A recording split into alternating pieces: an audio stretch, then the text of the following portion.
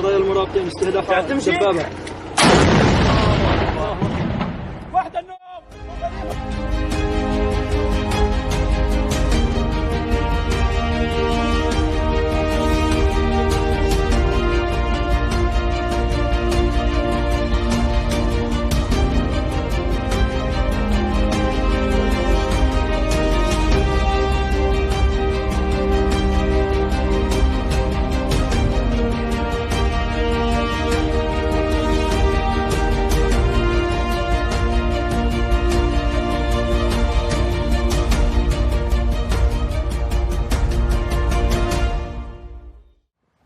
This is San Isidro, in the state of California.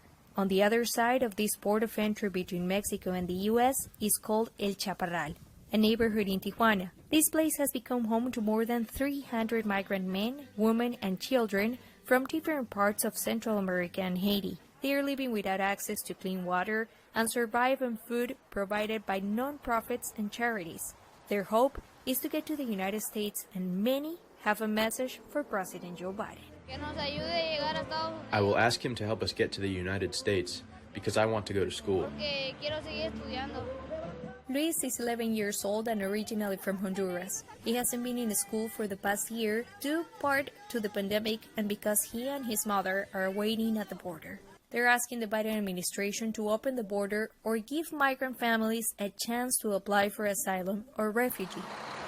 U.S. officials recently began permitting a limited number of migrants to enter the United States to pursue asylum claims, a shift from former Trump administration policy that forced them to await U.S. immigration court dates in Mexico under a program known as the Migrant Protection Protocols, or MPP.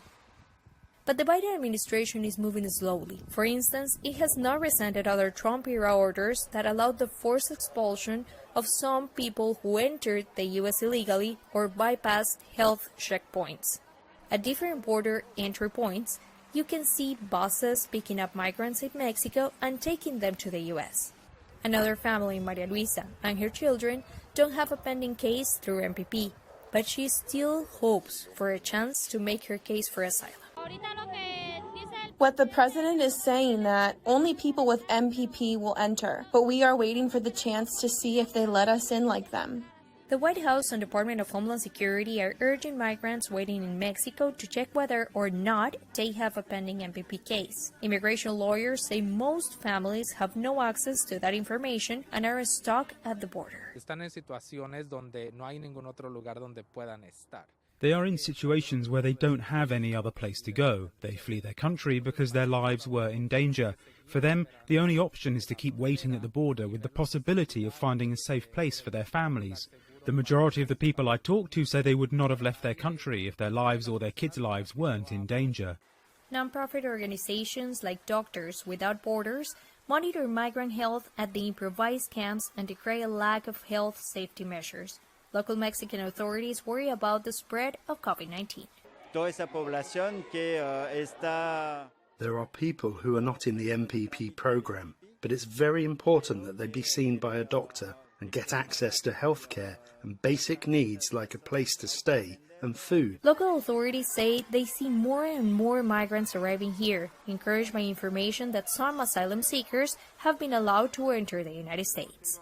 Sepulveda, VOA News, San Isidro, California.